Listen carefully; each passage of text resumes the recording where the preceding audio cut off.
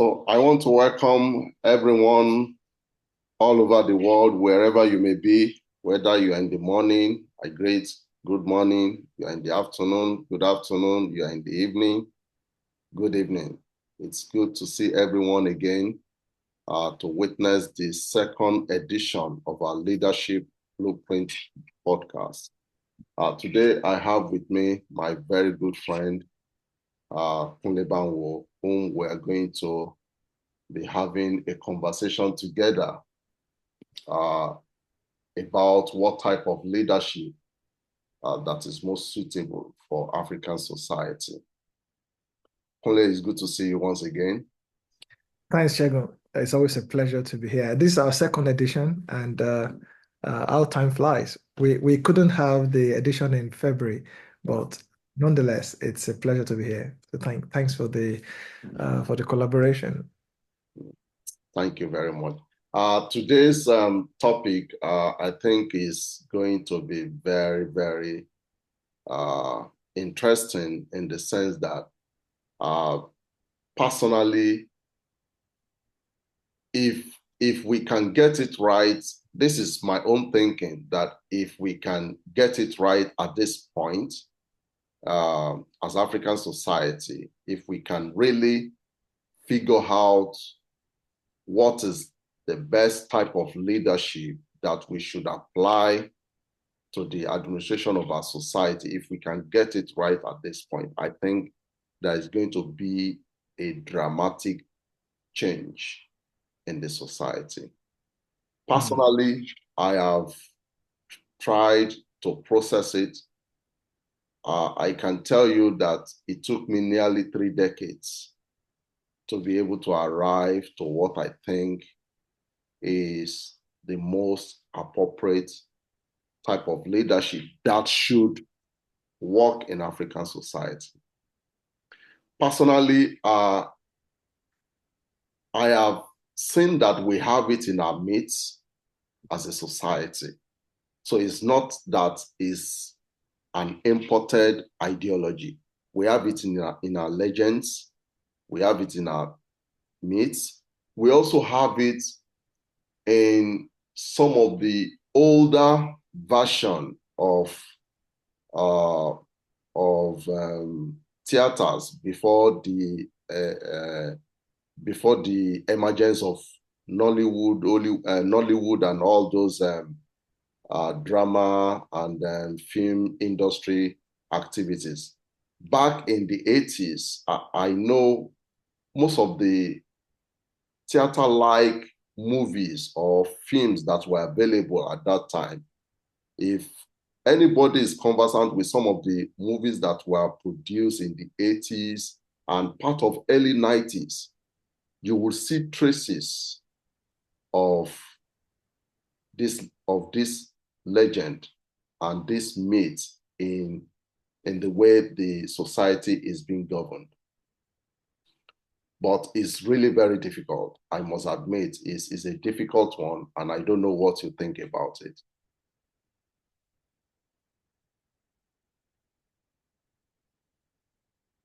Well, yes, thanks, my friend. And it's a very challenging topic, as you've rightly alluded to it.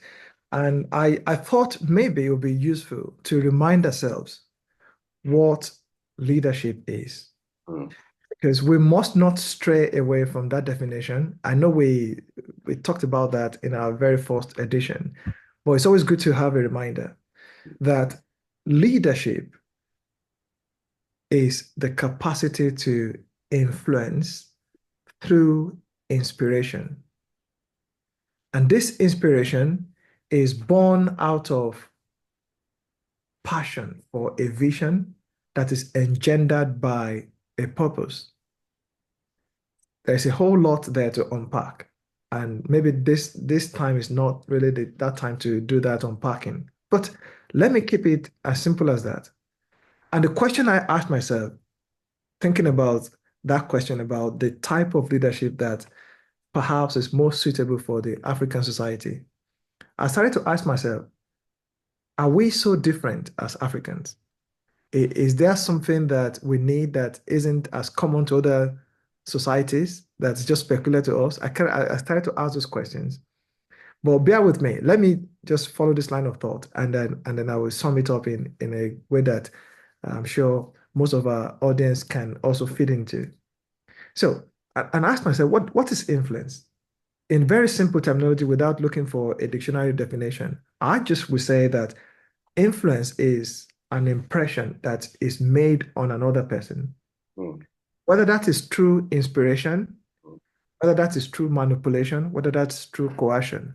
Of course, in our parlance, we're encouraging true leadership. We're talking about the kind of leadership that is bereft of this manipulation and coercion. We're essentially saying the right kind of leadership is that one that is born out of inspiration.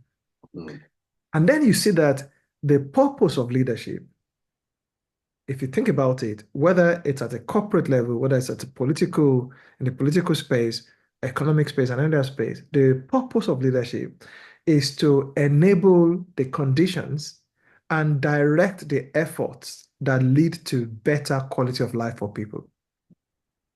If leadership does not lead to better quality of life, then it is not good leadership. Whether that is within the African context or European context, American context, Asian, Middle Eastern, it doesn't matter. If the lives of people are not better by the activities, efforts, directions, and directives of leadership, then that is not good leadership in any way. Then you have to ask, well, what kind of leadership would lead to this better quality of life for Africans? And I think that's the question we're really trying to answer. exactly. And I will even go further to say, what do Africans value? What do Africans need? What do Africans want? Are our needs so different that I mean we're just one peculiar people that we need to just be in our own corner? And I think not. I think that I mean from the human point of view, our needs are not so different to the needs of any other group of people. This is the reason why you see that when this so-called contract between governance or Mm, government mm, or the kind of leaders that we have and the citizenry is broken, people try to sort out themselves. mm, And one of those manifestations of that of that is you see immigration.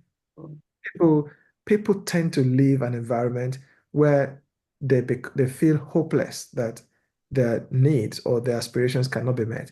If they think there's a chance, what you will see is some kind of agitation. People will try to at least fight and say, we're not going to take this because living is not an option. mm, The extreme is when people feel like there is no hope. You know what? Let me uproot myself and go somewhere else. But that is a very difficult situation. I mean, a decision that people would come to. So more often than not, what will happen is people will try to agitate and say, we do not agree with the status quo. Let's find something else that will work for us. And that's because fundamentally they believe that this kind of leadership that people aspire to is not only possible, it's also legitimate. That this is what we give value to our lives and to our children and our grandchildren. mm, My question then is, how do we define this good quality of life? mm, And if you look at it incidentally, this is what government or constitutional law is really about. What is good quality of life? But I'll just look at one time I was looking at the Constitution of Nigeria, right? And I also looked at the Constitution of the UK, the US, and I see that look, there are really nothing, there are no apparent differences per se. Let me try to just summarize it. I noticed that there is it doesn't matter how you wrote it. Now, I'm not too much interested in the specifics of the writing. I'm looking at the substance. mm, I see something that says the right to life and security. Is that good for Africans or not? Is that good for Europeans? Is that good for Americans? So it's not an African thing. Africans want to be able to live and have security of their lives. meaning that there is this fundamental belief that we should have a right to have our physiological and physical needs met. Mm. There is also the a freedom of thought, the right of expression. Mm. An African, just like any other human, wants to have that. I'm able to say, well, look, this is what I think. Now, whether you expect that freedom of thought within a political context or economic context or religious context is a separate matter. But fundamentally, people want to be able to say, no, I have my own thought and I have the right to it. Then there's the right to associate or right of association. That is, I should be able to connect with the communities of value and function as a valuable member of society, whether that is politically, religiously, economically, and or otherwise. Incidentally, my friend Solomon, is that I see that this is what even that pyramid of Maslow, the hierarchy of needs, Hierarchy of it's needs. essentially what every human needs, regardless of where they come from.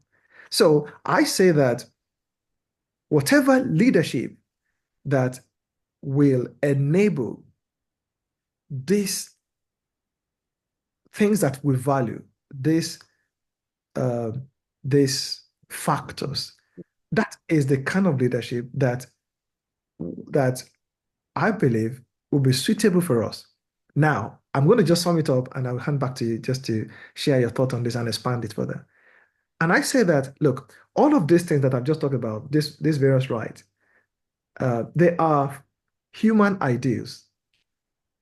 They are human ideals, and as I said before, people will fight for them because they believe that this it is a right to have these things. So that's why you sometimes see civil societies, agitate. You see human rights groups try to agitate for these things. Or eventually, if a citizen individually thinks, "Look, I just cannot. I don't feel like these things will be guaranteed to me," then they take matters into their hands. They try to leave the country or do various things.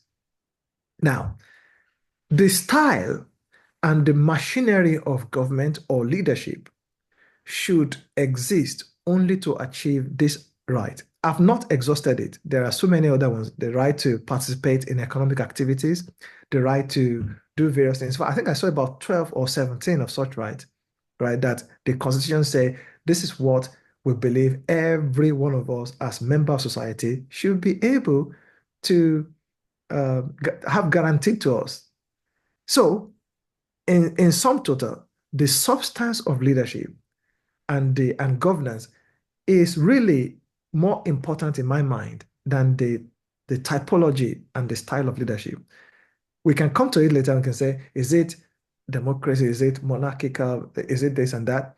But it is what that leadership delivers that people value over and above the type and style of leadership. And the reason why I say that, my friends, Shegun, is that I've seen that Nigerians, just like many other citizens, have traveled to various types of countries. They've gone to Saudi Arabia where it is really not democracy. Yeah. You've seen Africans and Nigerians also travel to US, to Canada, where they practice democracy of some kind. You've seen them go to a place where it is parliamentary democracy, is constitutional democracy, and so ultimately, and you see Nigerians who go to Qatar, all of those places, and you find out that it's not really the type of government that citizens are after. Mm. It is what is it that will give me a good quality of life? And I think that is what Africans really want, just like any other set of human beings anywhere in the world. Thank you very much for that elaborate insight that you have provided. I just want us to take a little step backward and just zero in on the type of leadership that you have mentioned. You mentioned monarchical leadership style. You also mentioned democracy.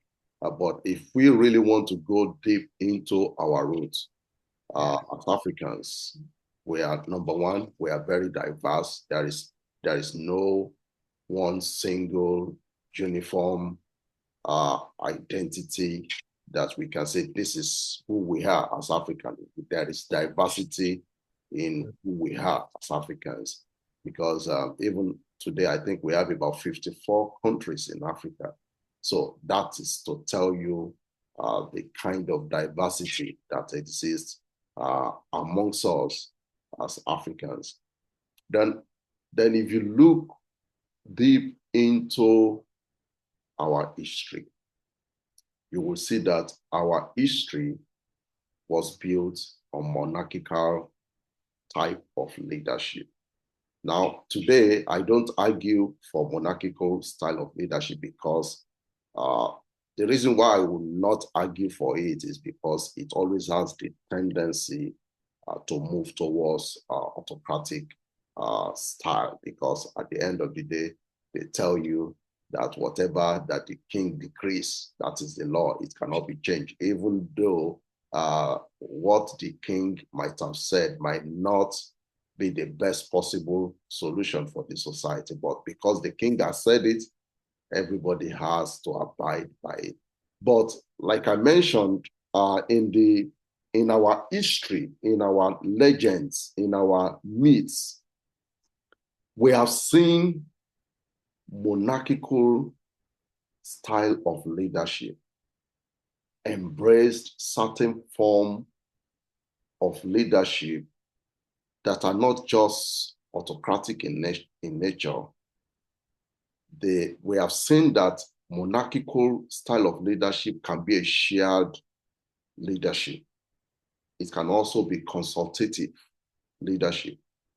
It can also be participatory leadership. And then, of course, you need somebody who has a genuine interest of the people, who has the empathy, the servant-like disposition to be able to aggregate all these sections of leadership together to be able to deliver. At the beginning, I was sharing with you that it took me nearly 3 decades to be able to figure this out. Because if you look at the African society, it's almost as if nothing works. Even if something seems to be working in the moment, before you know it, before you close your eyes, you discover that it's no longer working again. So because of that, I had to really zero down. Is it that the monarchical leadership that we practiced many centuries ago, many generation years back, is it that it was totally bad? But then in processing my thought around this idea, I discovered that some of the earlier movies that I watched, because somebody might be thinking you are bringing your solution from movies. Yeah, these movies sometimes they are kind of ideas that are passed down to us that shapes who we are as a people. So we don't want to totally ignore the influence they have on us as people. So I remember some of the earliest movies I watched in the 80s, whereby you will agree with me because I know you must have encountered one or two of these movies, particularly speaking from my own ethnic group, which is the Yoruba ethnic group. You will discover that when a king assumes leadership, he doesn't run the show all by himself. He has the chiefs who are there to support him, to participate with him in the leadership. He has the Otun, what do they call them? The person who is holding the Otun chieftaincy title. You have the Balogun, you have the Yalode, you have all kinds of The ruling council. ruling councils that are making decisions with the king. And if you remember, in some of these movies, the king doesn't make decision alone. What he does basically is to, first of all, when there is a burning issue in the society, he doesn't just wake up and make a decree and say, this is what is going to happen.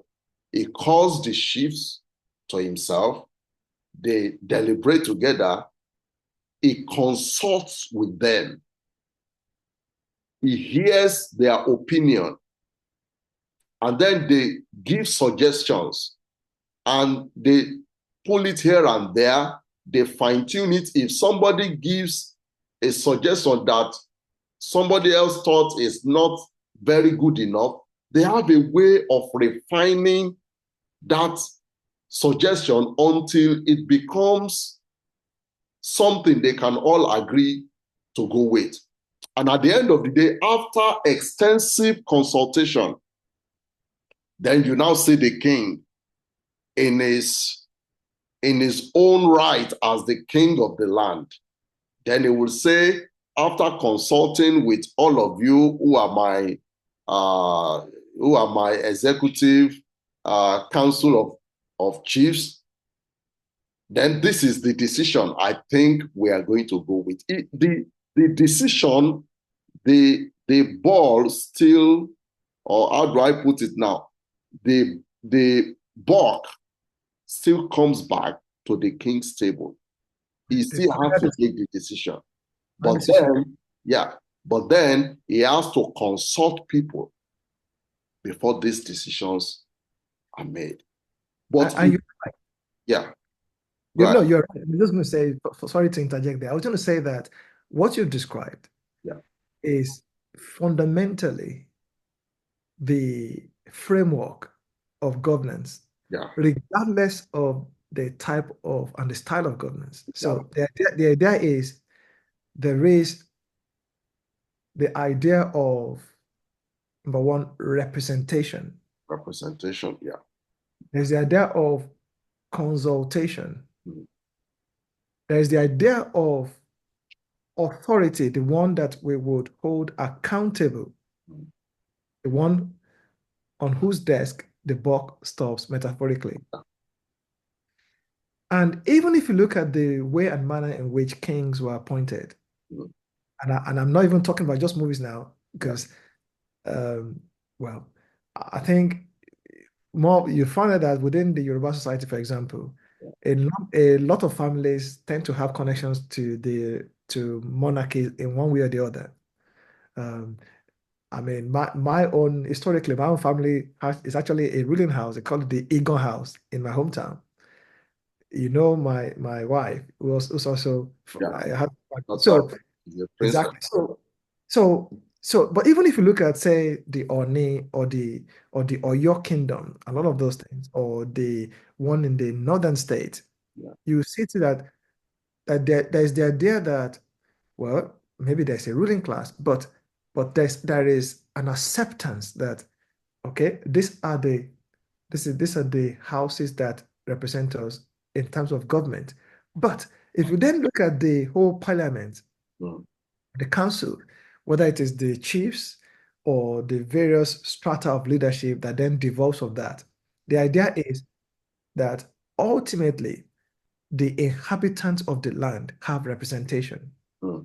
Talking about in an instance where this functions properly. Because those chieftaincy titles are also allotted to a specific house. Exactly. And if you look at the way societies tend to aggregate, you feel that there is that sort of connection that, well, we agree and accept that this house represents our interest. And you find out that most of the time, the ruling chiefs, they must go ultimately to meet with the people and say, look, your interests are being met, whether it's in terms of economic activities or security or health or the rights of women or men and so on and so forth. That's why you have you've got not just males, you also have females there. You even have the leadership for youths and those kind of things, because all of this is meant to say we want to represent the society in the government council. Now, this is true, frankly, in monarchical experience, as well as it is in mm, democracy, other things. The whole idea is, do we have representation? And that's a fundamental human mm, need. Is there representation? mm, Can we have our interest mm, represented, defended, and protected? mm, Are we able to live even in those monarchical environments if there is a crisis in society and people feel like, you know what, things are so bad? What do you see people do? They carry their luggage and run away because they now feel like somehow society has broken down. So ultimately, and this is why I say it comes down back to government or governance, that the purpose of government is to create an orderly society where the rights, the values of that society, the aspiration of members of society are not only represented, but also met. They are provided for, they are defended, they are protected. These are the things that we need. So the question then is, if these are the things we need, the type of government mm. must exist solely to fulfill those Represent things. people. Because if it does not, then what you have is a breakdown of law and order in society in which citizens can no longer have the confidence of their government. So they feel like, you know what, you don't work for us, you don't represent us, you don't benefit us. What's the point of you? So they may, even in the monarchical system, you find that sometimes the citizenry can agitate and say, we'll Yeah, go to the king to show our displeasure about what is going like on. it happened in Europe in the It's in every 19th society. 19th century. Yeah. Exactly. The whole point is, if there are grievances, can they be addressed Mm, satisfactorily, or at least to in a measure of to a measure of satisfaction? mm, But if things go so bad to the point that they can no longer be addressed, mm, then what you see is a total breakdown of society. So I put it this way: the purpose of leadership and of governance is to ultimately guarantee, provide, mm, ensure, protect, defend the quality of life that citizens aspire to. They do this through the enactment of law, mm, that is the norms and values in society. But these norms, these laws, they are nothing but the sum total of the values of a society. So society says we value the protection of property. So you then put a law around that to say, well, you must not touch somebody's property because if you do, there are certain consequences that will follow. So laws are just the codification of values.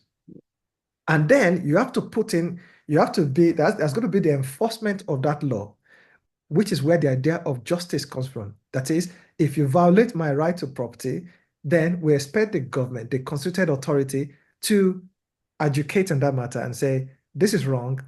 And then you will have some kind of redress to compensate, to restore the right of the person who has been aggrieved, and then to issue some punishment to the person that has offended. That is what justice is about. When citizens say that justice is done, they have what you call peace, or what they call confidence, assurance that, okay, this society functions for the people that uphold the values of that society, and it also meet the right kind of deterrent mm, for those who don't. mm. When that happens, people feel like, okay, I'm in a good environment. I'm in safe hands because my rights, my values are being protected, which ultimately lead to the quality of life. So, and honestly, is this not what any type of government or any society or any set of human beings want?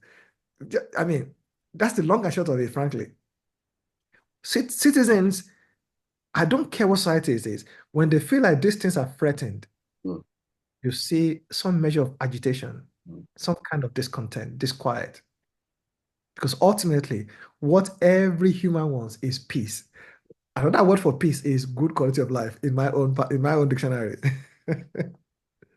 Thank you very much.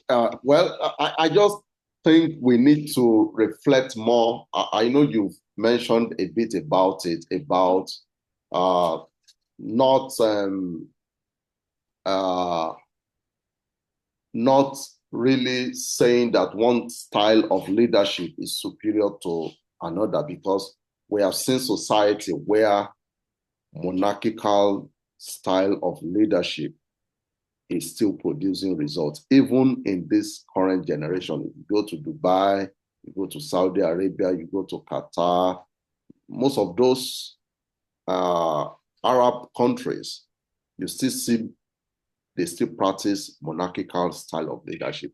And you could see that the type of monarchy that they practice is a type of monarchical style of leadership that puts the needs of the people as number one instead of their own needs. I'm not saying that there are no corruptions among them, but that is not my emphasis. But the point is that we could clearly see that the monarchical system is working in their own countries. Because if you look at Dubai, for example, 30 years ago, Dubai was a desert. 30, 40 years ago, Dubai was a desert. But if you go to Dubai today, you see an amazing transformation. And who did it? It wasn't democracy that produced it. And that's exactly my point. That's exactly my point. Now, I live in democracy, right? Yeah. I like democracy, but I go back to that question. Yeah. Honestly, if a child is born today, that child does not know what kind of government is that runs in our country. If you go to a 100-year-old, the 100-year-old isn't so particular about the kind of government per se. The question really is there a government that adds value to my life? Or is the government of the land abusing my life and my life interest and outcomes? Is it jeopardizing my life outcomes? That is what we have all across Africa. The government are, I would say they are really destroying and demolishing even the unborn generation. Let me ask a question, my Shago.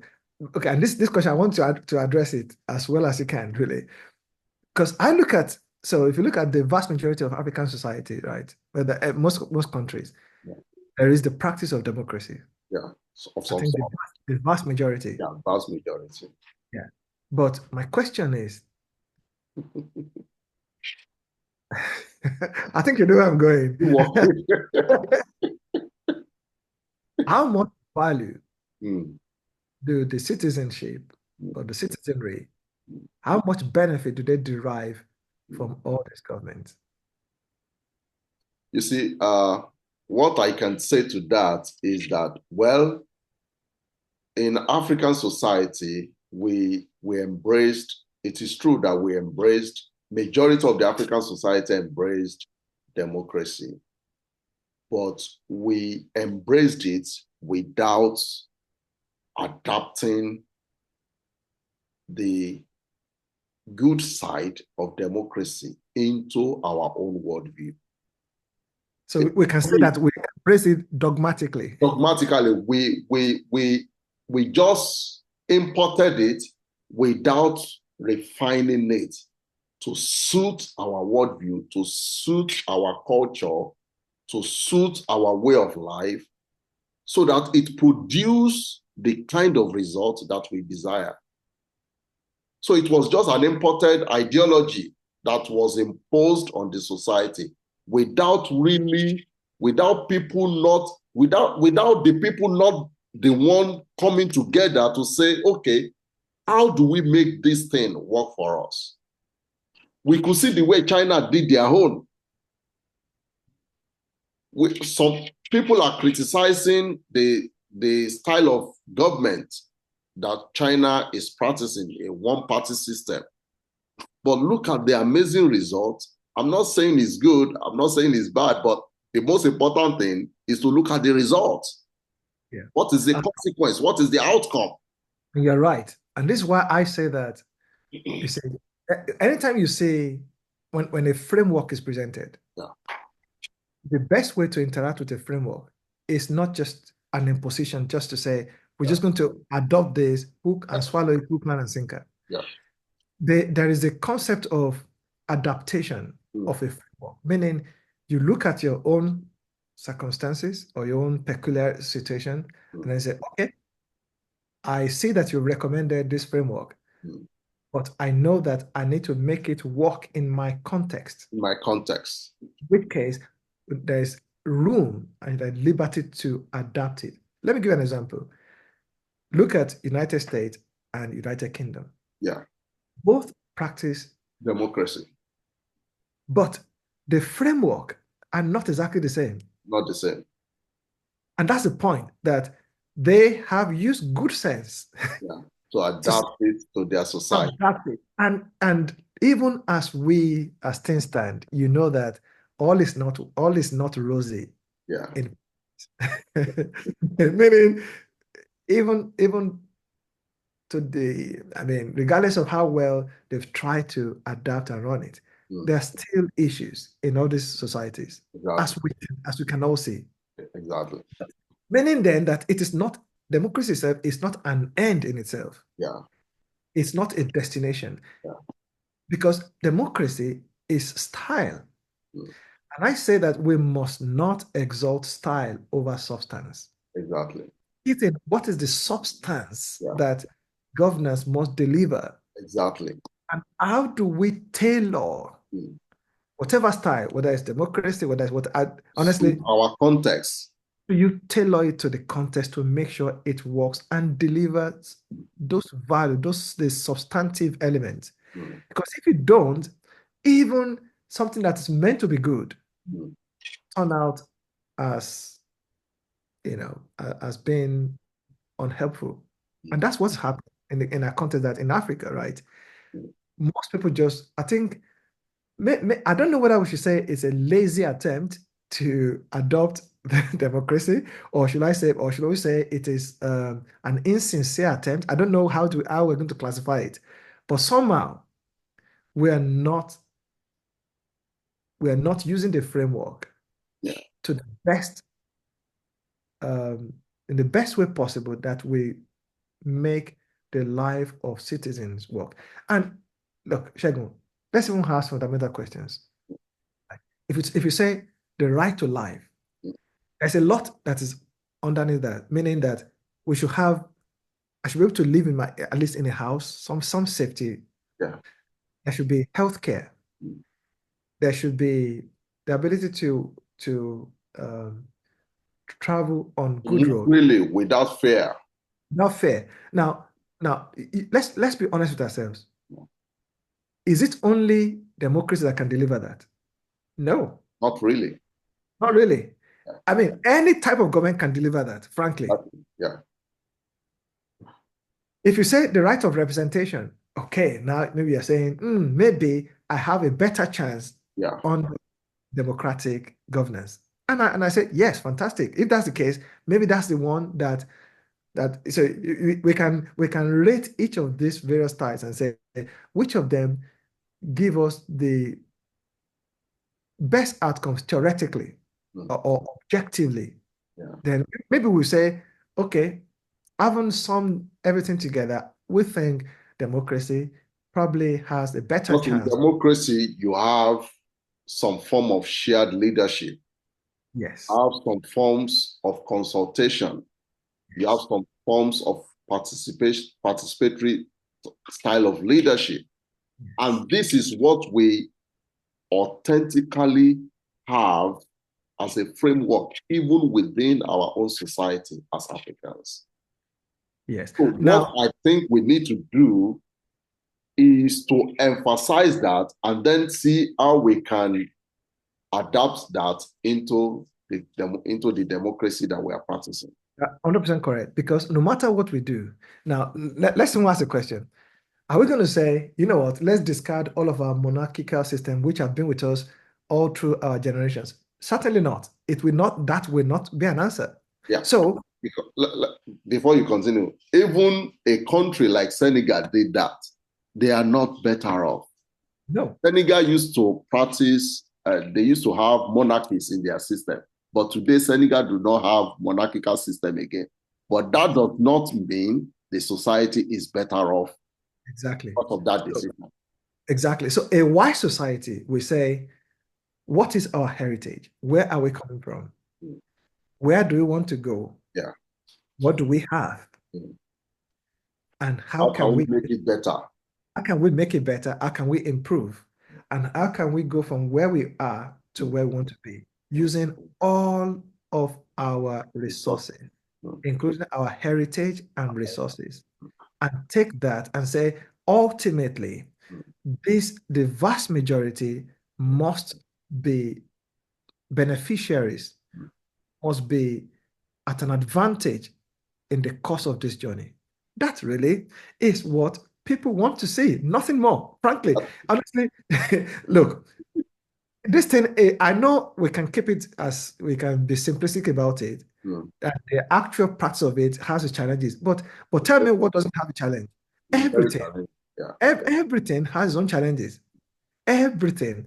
If I say I want to become at close to 59, I say I want to become a good 100 meters sprint, you know that I'm going to face a whole lot of challenges, certainly. Now, so maybe it's not the best idea to undertake. But my point is, there's nothing you do that does not have its challenges. So life is not a bed of roses, Mm. meaning that there's the need to work and do the right thing in order to get the result you want. But that's what life is. You got to do that. Mm.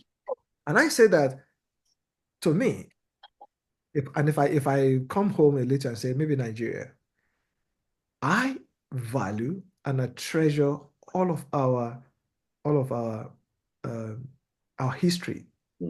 For example, if I look at the whole Yoruba land, why do you think I will ever want to see the end of any of the traditional systems? No, there's a reason why they exist. Yeah. Yeah, It's exactly. part of the heritage. Exactly. It's If I part of our if I look heritage. at the North and Mm. I look at all of the various institutions, those should and must be preserved. Yeah.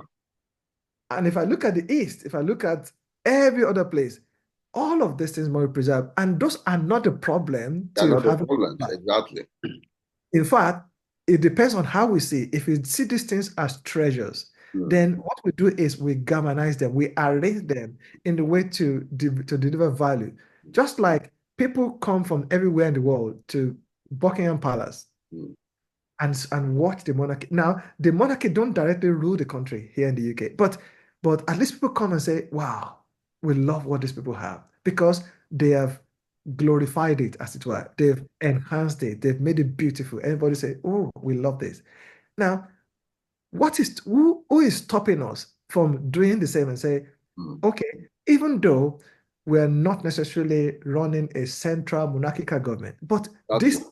these things exist and Exactly. they must Preserved. be preserved, improved if possible. Possible. But when it's not discarding and just going like a bull in a china shop and just destroy everything, that's not the answer. Is to say these things must be treasured and valued and kept in their place. Nonetheless, this average functional member of society deserves the right to live, Mm.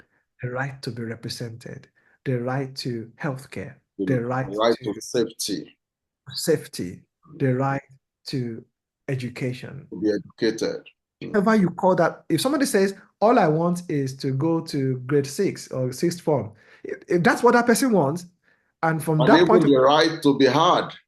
exactly, that's what I'm coming to, that the right to expression and Yeah. say, okay, I don't want anything more than school certificate. Mm. And from that point onwards, this and so is what I want to do in my life. That person has the right to be heard. Mm. The freedom of association, whether it is in religion, a context, or anything else. So if somebody says, I want to go to the mosque, good luck and well done. Somebody says, I want to go to church, well done. Because no matter what you do, you will never be able to say all human beings must think the same way, see the world the same way, and do the same thing. That will never happen. Not in this world that we are. Whether we like it or not, some people are going to say, you know what? I will go and be worshiping the religion of the practice of my ancestors. That's what appeals to me. That person has a right to do that within a functional society. However, there is the person that is going to the traditionalist and the religious person in the other form of expression still want to eat. They want to be able to travel on the road. They want to be able to go to school. They want water. They want food. And the job of government is to provide, that's why I said to enable the conditions and to direct the Community activity, to thrive. yes, Mm. to achieve those goals, those objectives. Because if you don't, that society will not work for you. And all you're going to have is a breakdown, whether in form of agitation of different degrees, and ultimately, and I think this is the worst and tragic part of it, when citizens says, you know what, it's no longer worth it.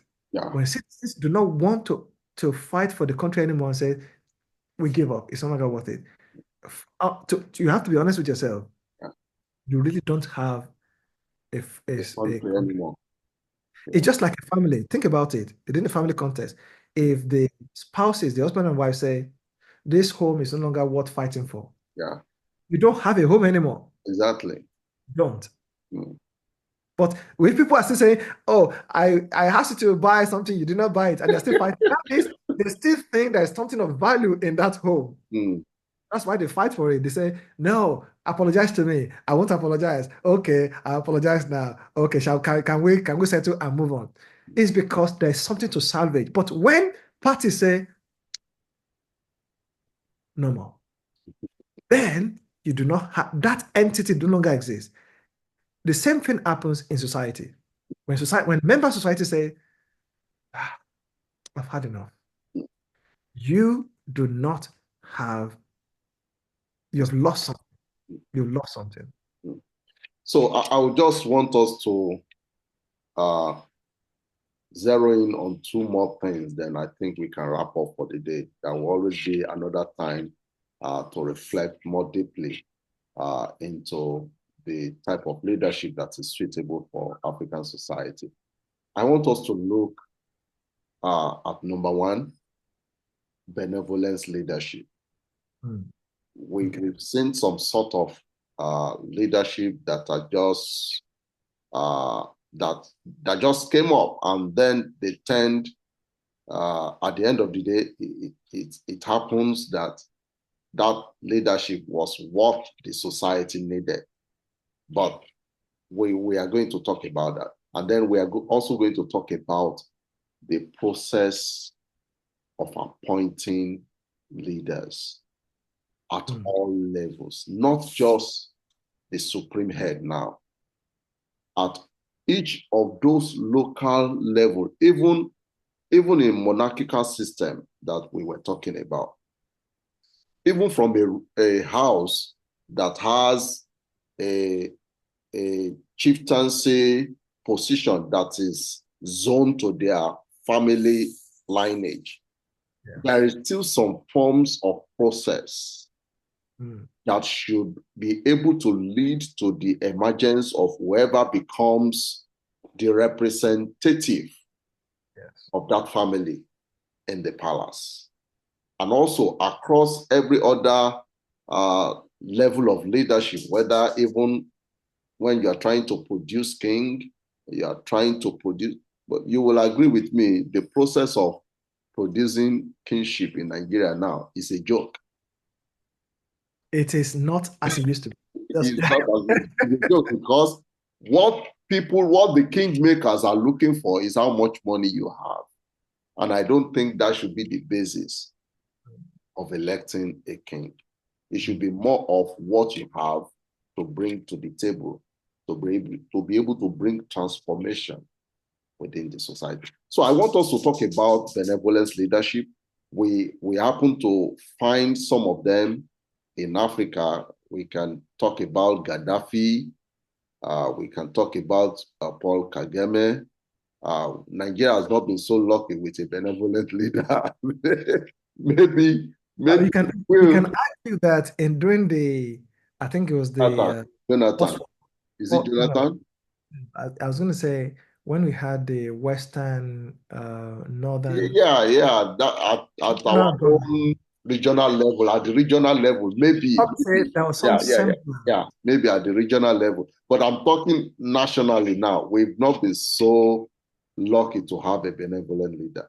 But then, no society can endure, can thrive over the long period of time, always anchoring your hope on a benevolent leader. Because whether you like it or not, a time will come, the leader will go out of the scene. Look at what happened to Libya. Look at what happened to Iraq. Mhm.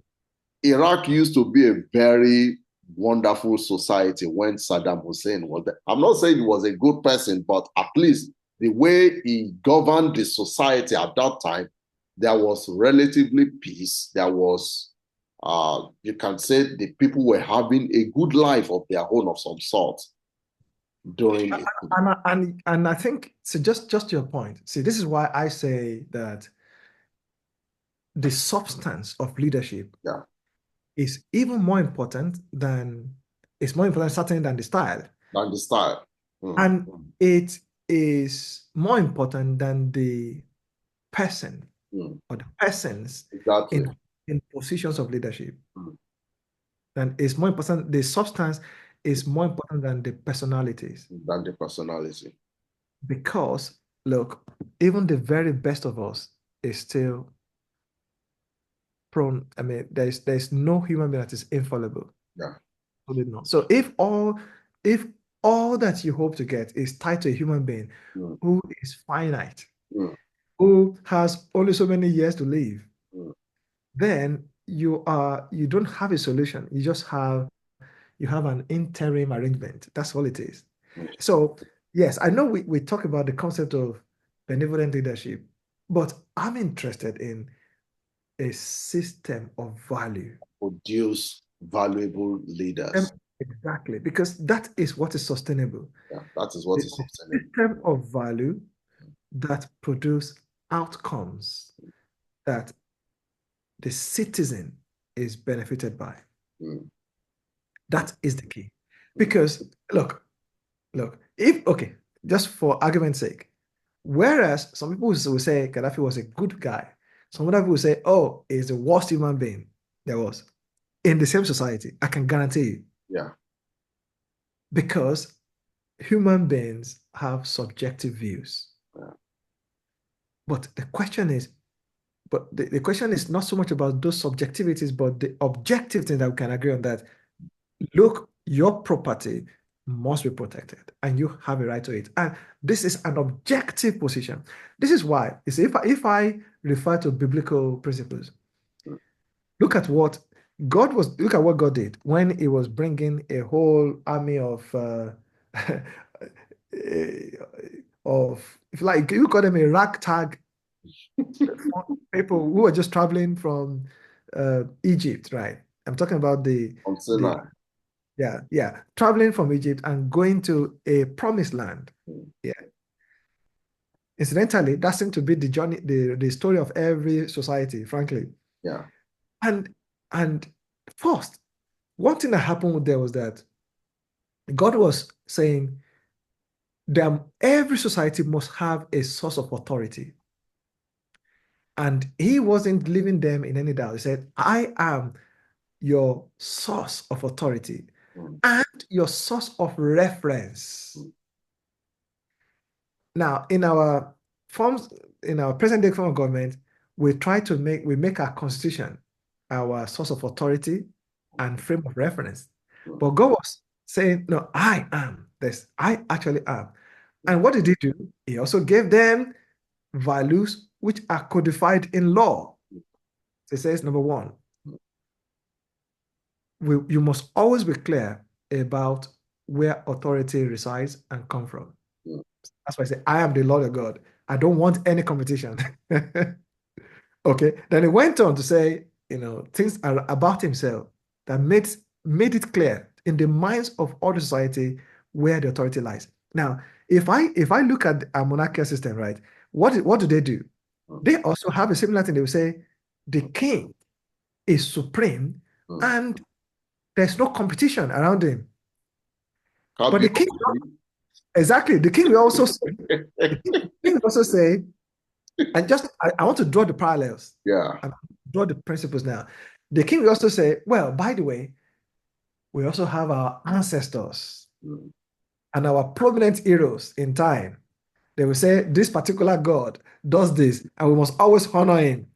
In other words, they're saying we have frames of reference and pockets of authority, all of whom combine together to give us the totality of our source and frame of authority in the land. Now, back to the biblical example. So God was very clear. Now, look, there are no multiple source of authority. It's just one. He now said, let's now come to yourselves. How your society must function. You must treasure and value your parentage. You must not, you must not violate the authority. Number two, you must be honest. All your dealings must be in honesty. Honesty must be your only policy, not best policy. Only. You must not even tell a lie. Then it says, the value of life is so sacrosanct that there is no excuse tenable for you to another person's life. Exactly. So that is, do not kill. Look, society will frown at it to the, in the worst. In the well, society will do all it can to protect life. Then it also says property. What you have is yours, and protect it. But that right also extends to another person. Do not touch the property. Belong to you. Don't violate it. And so on and so forth. What am I trying to say? All of those values are objective in nature.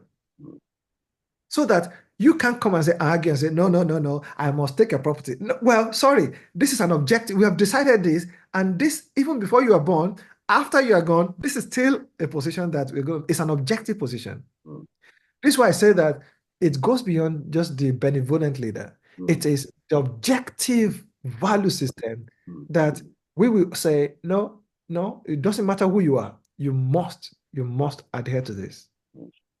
And that's my position on that one. So this brings me to, as we wrap up on this final conversation, this brings me to what Plato said about the type of leader that is suitable for the Greek society, and which is the philosopher king. I wonder if you want to shed more light on that for the sake of our audience so that we can come to understand.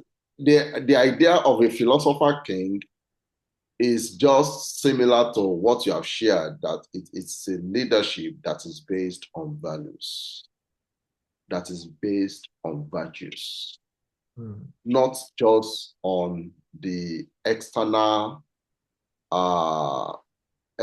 things that people see that are attractive. Material, ephemeral things that people believe that should be the thing.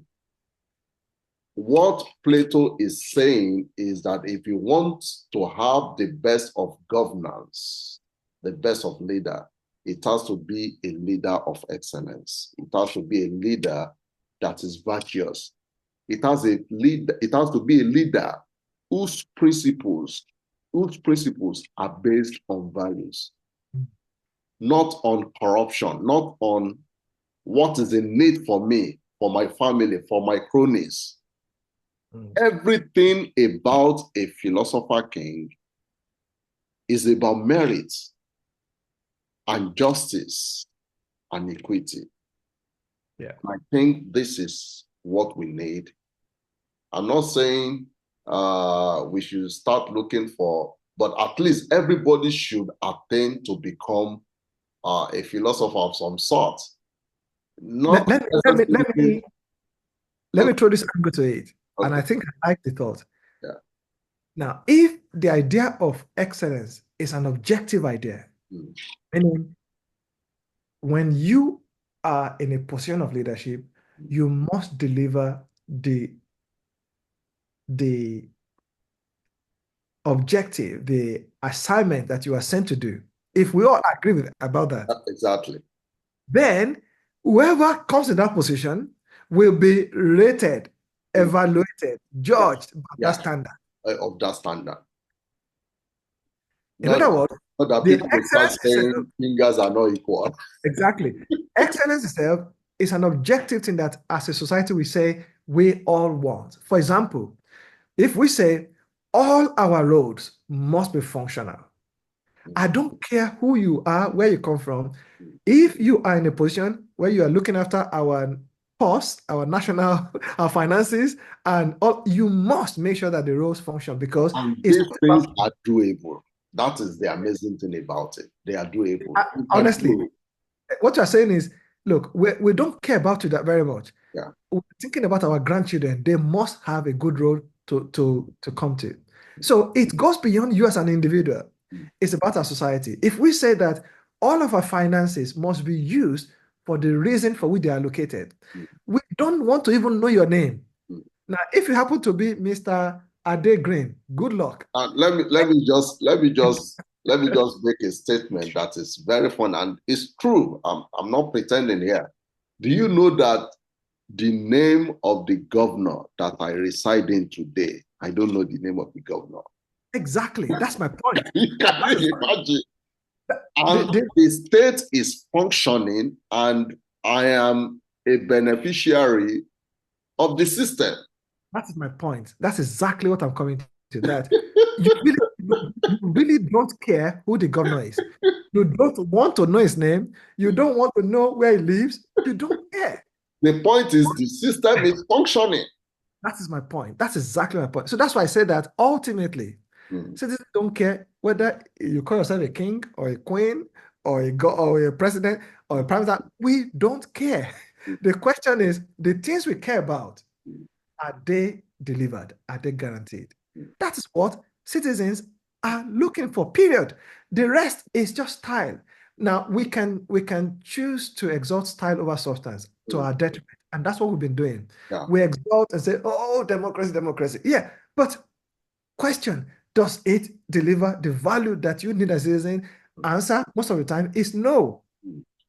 So people, that's why you see people will leave a particular society that is democratic and go to one that is monarchical.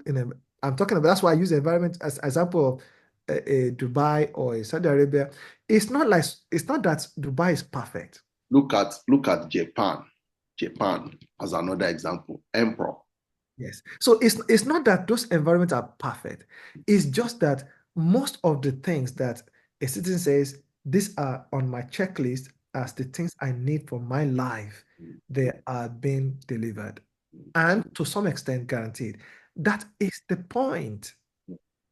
So if individuals in positions of government, now let me even say this, Shagun, that government is superior to the individual because government is a framework for running society or running an environment. So it is superior. It is an objective. It's a framework by itself, independent of the individual.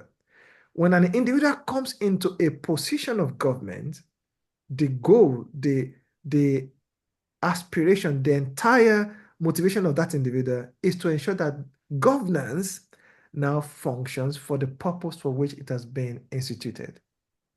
If that is violated, Now, uh, things don't go right. thank you. I think we need to call it a day here. We've had a very interesting conversation together, and I'm sure that people out there have benefited a lot. What we desire, like we said at the beginning in our first podcast, we said we are not experts, but Nope. we are passionate individuals who want the best for our society. And the only way we thought we could contribute our own quotas is to engage in this type of conversation uh, to be able to see if we can begin to see changes.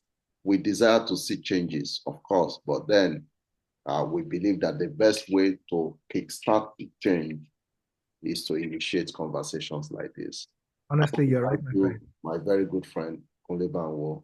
I Thank you, know we sir. have been on this journey for a long time, Yes. but You said for you being on it for 30 years, close to I 30 have a years. similar story. I have a similar story. I've been asking myself, why is Africa like this for a long time? Yeah. Definitely over 30 years as well. So there you go. So I want to thank everyone for joining us in this episode of Leadership Blueprint podcast. We hope to see you next month for another exciting edition. God bless you. God See you bless some you. other time. Thank you. Bye-bye. Thank you.